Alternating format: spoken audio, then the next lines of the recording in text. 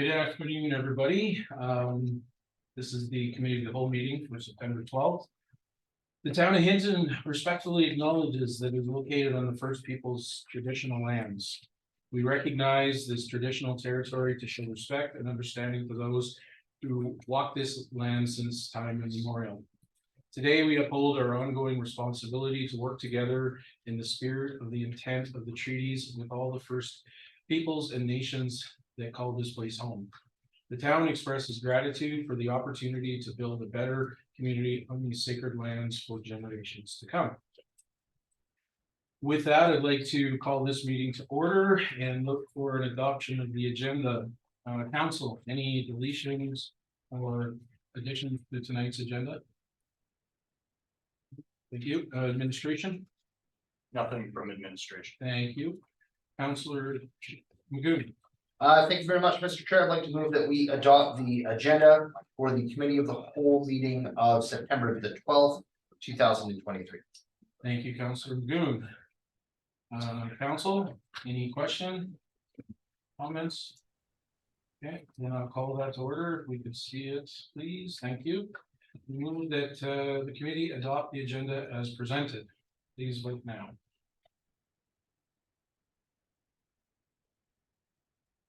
And that is carried unanimously. No, sorry. there we go. There we go.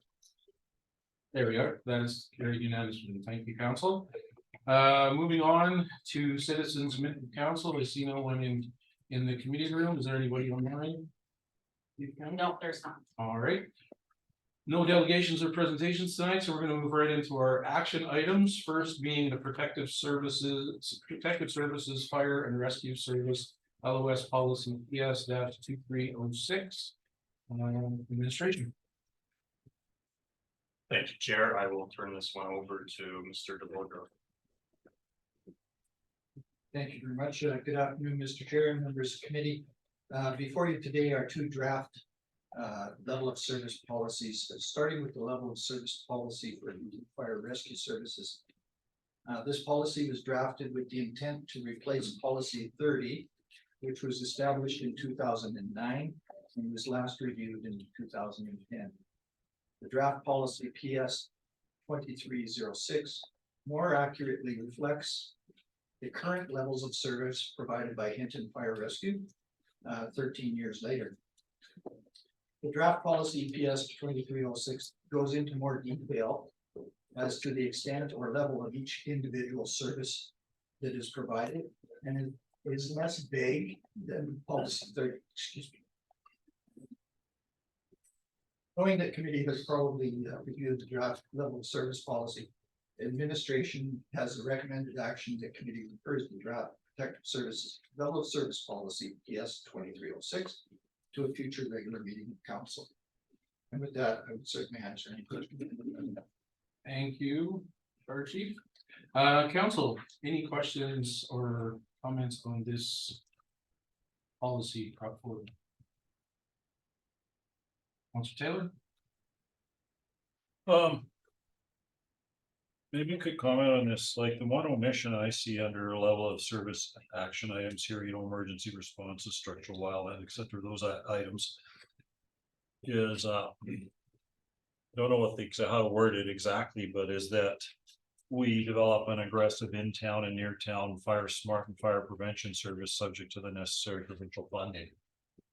So I thought that might be important enough to emphasize in light of all the fact that we're a forested community, in light of the fact that it's not if, it's when we're going to have something. So if we made that a specific item, then that would always be top and foremost in one of our level of services, is to keep on top of fire smarting, fire prevention, doing our best to stay on top of our game with that.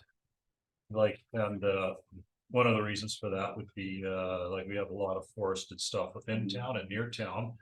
Not that we're financially responsible here, therefore the caveat, but like take the forested training school. That's got a lot of forested area around it, and it's pretty dated when it comes to fire smarting it, and it's right in the middle of town, and it's right near our hospital. And there's a prime area where a fire could get going and get started in a critical part of our town.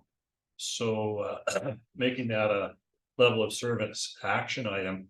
To me, would emphasize the importance of the fact that we're in a forested community and we face this threat. Rather than have it hidden or perhaps embedded in some of these other action items, which when I look through the list of what we do. In the subcategories in the policy, couldn't even see some of these things mentioned. Would you like to comment on that? Thank you, through the chair. You raise a good point. Most of our fire smart activities are either through grant funding or other initiatives from FRIA. It certainly could be included into the level of service policy. With that, we need to be cognizant that the inclusion of fire smart into the policy indefinitely. There will be future associated costs with that, costs for training, equipping, and making sure that our firefighters are capable of actually carrying out all of those programs. Or we contract it out as we do today. Most of the fire smart activity is contracted out. Yeah, well, I had a caveat here for subject to the necessary provincial funding, right? Not saying that we would do fire smart outside the town boundary, or we would do it in the town boundary if we couldn't. But it's not just fire smart, it's fire prevention, whether that be to have like an emergency siren when the fire gets close, you know, an air raid siren or whatever it be. That sort of stuff we're at least aggressively thinking about. So nobody's gonna be surprised by a fire at the last moment. That's to me what having this level of service means, is that we're absolutely at the top of our game with this. Thank you, Councilor Taylor, Councilor Labarge. Well, mine isn't nearly as intellectual as that, but 5.5.2, where it says we will provide basic slope rescue to the operations level. What's basic slope rescue? Basic slope rescue, through the chair, pardon me, basic slope rescue would be low slopes, but it's not high angle rescue, it's low slopes. It wouldn't include mountain rescue, it would include things. Oh, I got an if example that's of it says then, I thought maybe that was technical. No. Okay, thank you. Thank you, Councilor Labarge. I have myself in queue and then Councilor Magoon and Councilor Race. Along those lines of the fire protection, and the fact that it's really based on prevention funding, which I'm not sure how often does that come available? Do we apply every year, or how does the funding work? I guess is my first question. I have a follow-up after that. Through the chair, if I may ask a clarifying question, do you mean for the fire smart activity? Yeah, sorry, for the fire smarting activities, yeah. So through the chair, that funding, we apply for FRIA grants on an annual basis. We did not apply for a grant last year. We completed a long, multi-year fire smart plan the year before. And this year we will be making application to FRIA for a grant to build a new plan so that going forward in future years, we actually have a plan that we're making requests again. Okay. So based on that, because I agree that, you know, with obviously all the precedents happening in our, you know, and we are a high risk here.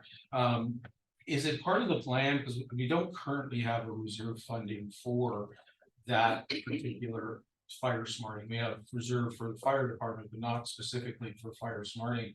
Is there any thoughts from administration to looking at that as a reserve in the future so that we can tap into that and use it as we need it potentially?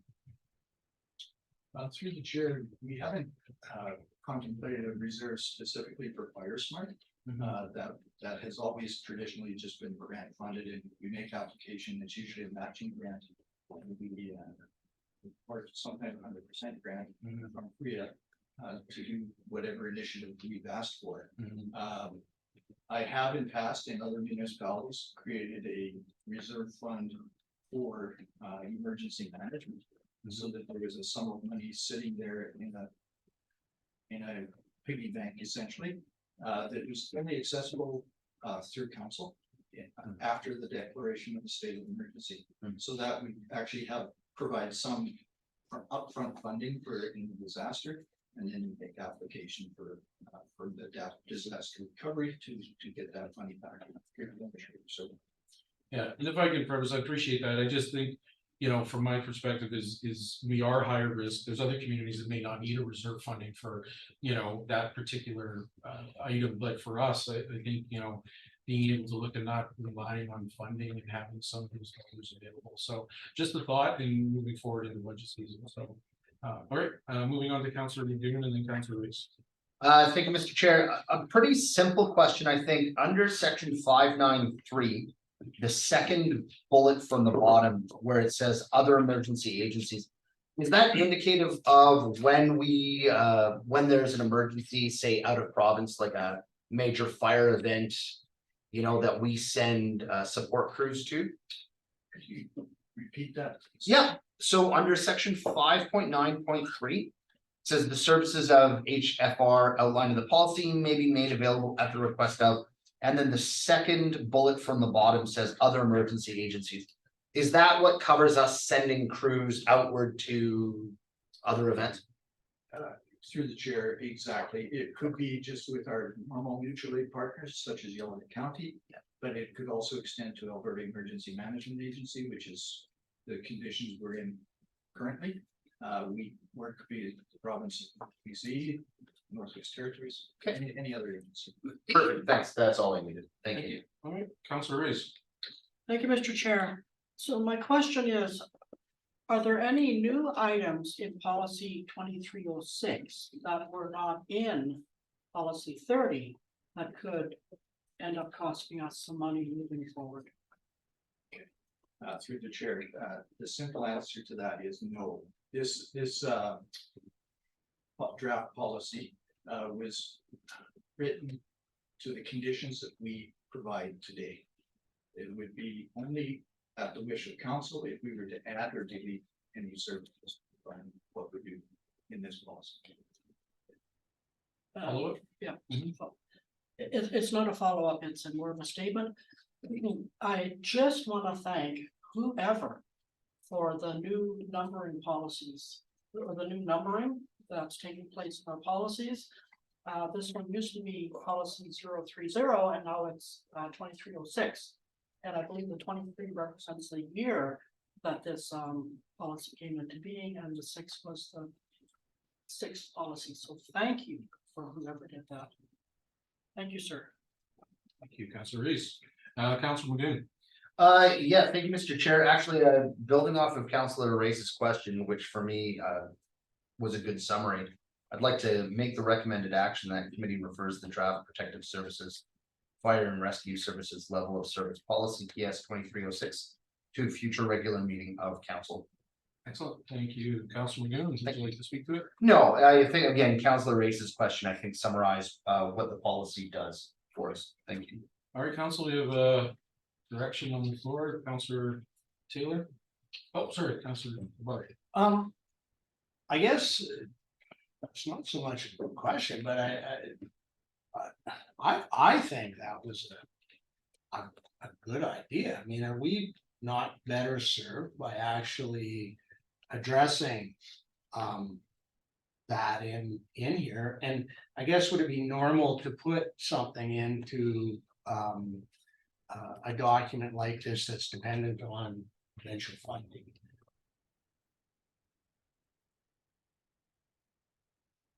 CEO, Francis. Through the chair, if I could, my recommendation is an active Fire Smart program. If council would like to specify that as part of our levels of service, I would say that this is probably the most appropriate document. Now, Fire Smarting has a number of different elements that have to be a part of the plan, being public education. There's planning elements to it. You know, most people just associate it with education management. So there's a lot of different ones, but I think that this would be the most appropriate spot for it, just given the intent of the program. So if we did want to include that, you know, I will reflect what's being said. I do think it's a good idea if council does want to specify that as a level of service versus more of an ad hoc approach, that this would probably be the appropriate document to do it. So we do have a. And if I can go on, and Yeah. I guess, Amendments. I would like for us to consider that then before we move on. To give administration some time maybe to respond to that, so that when it does come back. To the meeting, we have something that's maybe a little more considered. So Councillor Labarge, I don't disagree with you. Do you have a suggestion to make an amendment to the current direction right now to include that, if you have wording for that? No, I think Stuart does. Well, I have Councillor Noon, I'll hold, You'll I'd hold? like Okay. to see our code. Councillor Taylor. Yeah, I wanna make a wording amendment to it. That being said, I'd kind of like to know a little bit more about it and what it's gonna cost before I say hello, or before I say okay. Whatever I say, but I'd like to, I know there's a direction on, but I'd like that council directs administration to add an active wildland fire smart fire prevention. Level of service to this policy. I mean, whether I say subject to provincial funding, or whether I say you come back before at the regular council meeting and tell us. What you think this is gonna mean in terms of funding for us. I'd like to know that before, we finalize it. But I think it would be negligent of this council not to have that specifically addressed for a community in a forest setting. Where we've had all this fires going around in forested communities, but we owe it to the citizens to have this explicitly addressed. Directly. And understand that. So if I may, to administration, I don't see anything wrong with if we were to address the current direction. And then have another direction afterwards to include, we discussed this, but the addition of and what that includes, because it might be a separate report potentially with costs and everything like that, this particular, is that reasonable, or do we look for an amendment? Through the chair to the rest of the committee, I think we can do it both ways, if we do want to forward the level of service as it's been presented, but we could also include in that report some information, we could consider that, and then we could pass this policy as amended at council, or we could pass it as a amended or with the direction to include that in the document that's put in front of council for the next meeting, but on that, it may be difficult to be very specific on the cost of that, because Fire Smart programs, there's a lot of different elements to it. One of the things that I think we could do that would satisfy council is, if we did want to include that, is include a clause that is worded something along the lines of maintain a Fire Smart program with the implementation being subject to available provincial or municipal funding. So typically, our practice is that we go after the provincial funding, but if there's something we feel is very important and we don't think it should be contingent on getting a grant, we always have that ability, but at least we're maintaining a current program. How we fund that can be future decisions based on the merits of the specifics of what we're bringing forward. Okay. Thank you.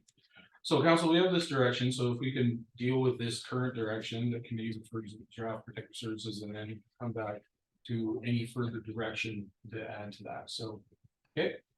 So, council, any further questions on the current direction, recommended direction? Okay, then I'll call that to question then, so you can see that, please. Thank you. So the direction that committee refers the draft protective services fire and rescue service level of service policy PS 2306 to a future meeting of council. Council, vote now, please.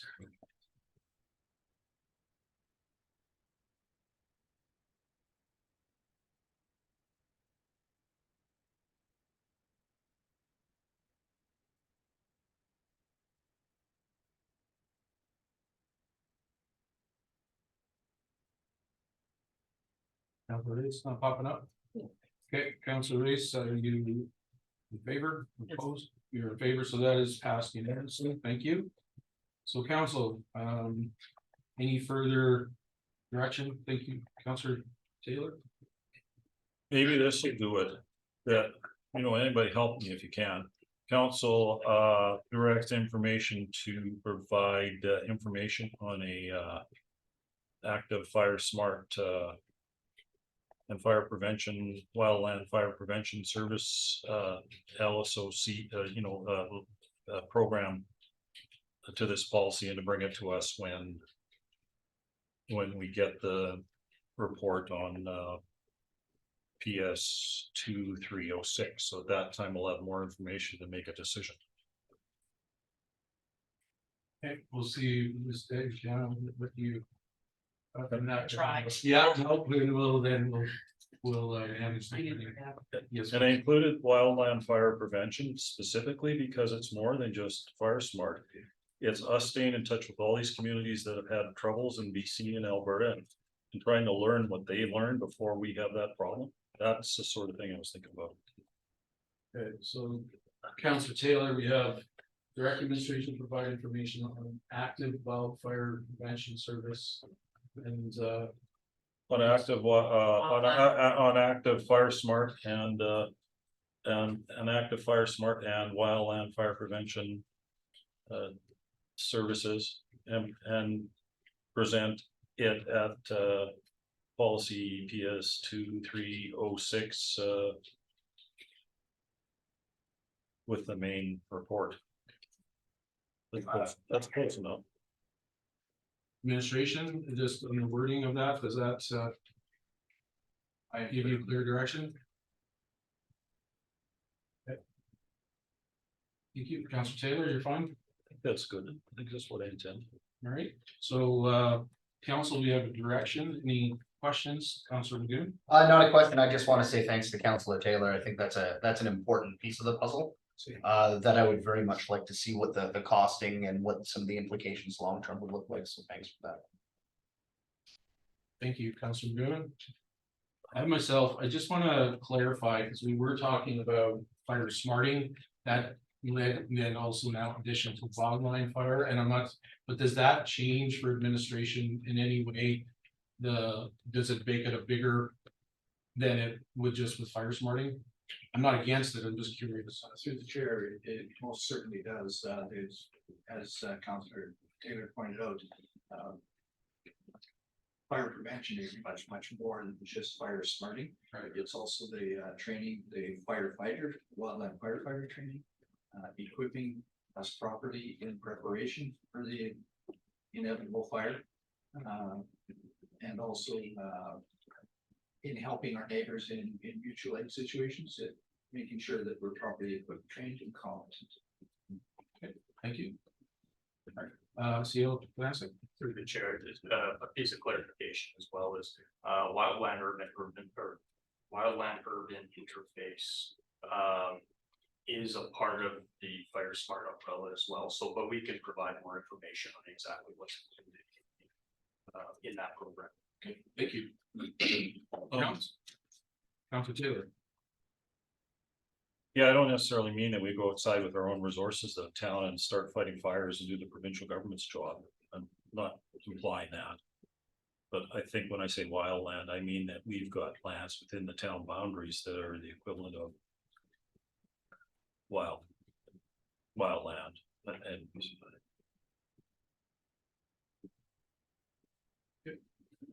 Council, any other further questions on this direction or comments? We'll call it the question. All right, then I'll call that the question then. Come up. Thank you. Direction is that committee direct administration to provide information on active fire smart and wildlife fire prevention service and present it with the policy PS 2306 at the regular meeting of council. Council, please vote now. And that is carried unanimously. Thank you, council. Council, is there any further discussion on this policy PS 306? All right, so we're going to move on to 5.2. We have the protective services municipal enforcement level of service policy PS 2307 administration. I'll turn that over to Mr. Bogras. Thank you. Through the chair, the second draft level of service being presented this afternoon is the Protective Services Municipal Enforcement Level of Service Policy PS 2307. Policy PS 2307 is Hinton's first level of service policy to define services provided by the RCMP, community peace officers, and bylaw enforcement. Highlighted in the new draft level of service policy for municipal enforcement includes the highlighted areas are emergency responses, patrols, enforcement, community engagement, peace officer appointments, and RCMP appointments. Appointments meaning their authorities.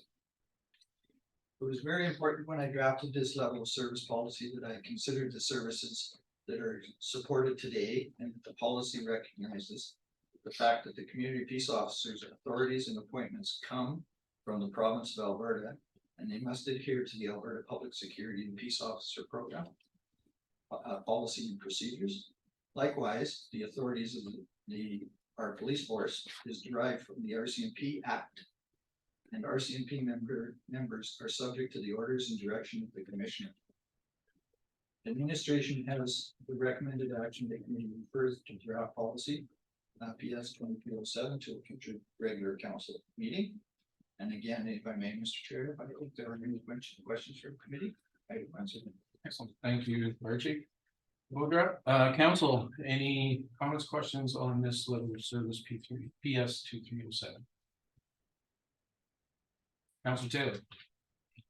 Yeah, so it's never made much sense to me that we have two agencies with overlapping mandates looking after the traffic safety act and say with speeding.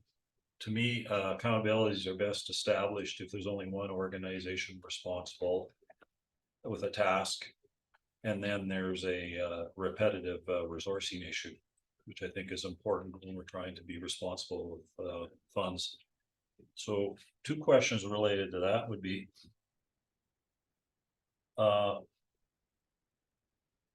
roughly how much of the time do peace officers versus RCMP spend enforcing speeding? And who should have the primary responsibilities for enforcing the Traffic Safety Act and speeding within the town boundaries? Should it be the fire chief or should it be the RCMP? And why? Administration. Through the chair, that's a multifaceted question.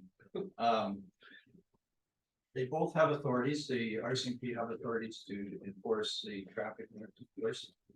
They also have the authority to enforce in speeds over 100, where our peace officers do not. They can also enforce on speeds less than 40, which like the photo radar, they do not. They cannot enforce anything less than 40 except for school zones and playground zones. So that there is some crossover. The bylaw and community peace officers deal with non-moving traffic as well as moving traffic.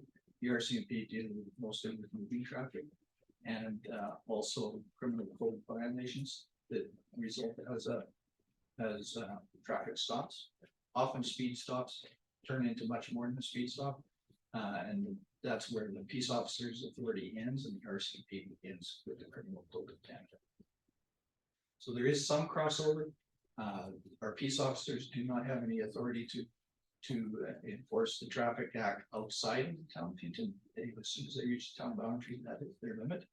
The RCMP can go beyond. And see, Chair, if I could, and I would extend, you know, that answer that applies to all of the authorities provided under the Alberta Peace Officer Act, all of the pieces of legislation that are under the peace officer's authority could also be through the RCMP as well. You know, it's as outlined on page 17. So there is some overlap, but in practice, what typically happens is that the two agencies work well together. So you're eliminating that duplication where everybody's focusing on one thing. The agencies work very well together. Primarily our peace officers, you know, will focus on our municipal bylaws, of course. You know, and that's gonna be a major focus. There is some overlap in a lot of the provincial legislation. And then obviously all criminal code is going to be with the RCMP, but that section of overlap in the authorities given to both the police officers and the RCMP, they work quite well together to assign those duties given the you know, the differences between the two. Thank you, CM passing. I have Councillor McGoon. Thank you, Mr. Chair. Yeah, actually, I'm gonna build off of a question that Councillor Race had asked in the last agenda item, because I think it applies here as well. Is it safe to assume that this policy version is essentially the same as the other? It's just a transferring of what we do currently as a town, and doesn't represent any existing expansion in terms of funding or anything like that? Through the chair, no, it doesn't impact funding and what we currently fund today. And it's not replacing anything. This is a brand new policy. Thank you, Councillor McGoon. I have myself in queue. So let's just say hypothetically, with building off of Councillor Taylor's, there's an act that the peace officers have to follow. And if our town said, we don't want you to do speeding in our community, is that a contradiction to their responsibilities as a peace officer? Through the chair, to all the committee, it's not a contradiction of their or conflict with their duties. They only get appointments that we request them to Okay. have. So if we requested that they don't do the Tobacco Act or the Cannabis Act, they would not have the authority to enforce that. Okay. So I'm just gonna read in here. I talk to people, I see people speeding all the time. And I have zero appetite of reducing the amount of people that are out there policing the speeding in our community. We only have one traffic officer in the RCP. The rest of them, of course, do, but they're not actively necessarily looking for them. We have one traffic officer, which they're out of town sometimes as well, doing it, leaving our town unprotected from speeding in our community. So I think the more we have, in fact, other communities are looking at the sheriff department in starting to provide services within their community. I would love to see that in our community. We have a lot of sheriffs, and to add that to our community, to me, would just make it more safer on our roads. So that's my comment on this, on that particular element. So and the fact that it's not changing anything and budget. Thank you for this report. Councillor Taylor.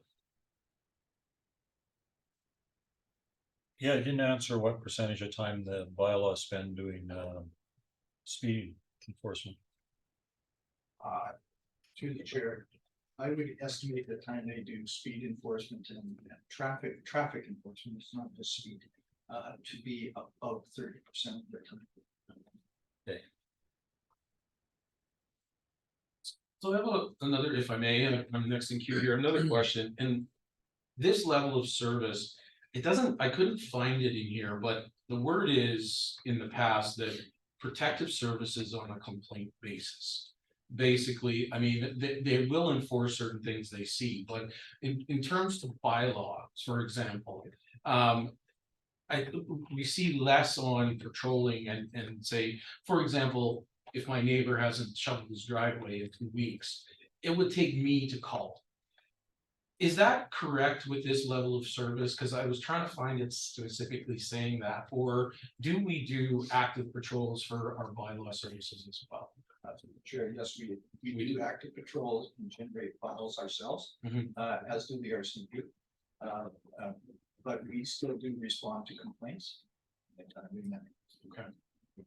Okay, thank you. Councilman Good.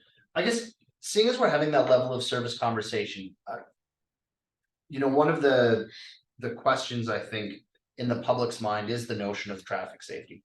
So I guess philosophically, if if we were to either eliminate or reduce by way of policy, the amount of time that was spent on the Traffic Safety Act.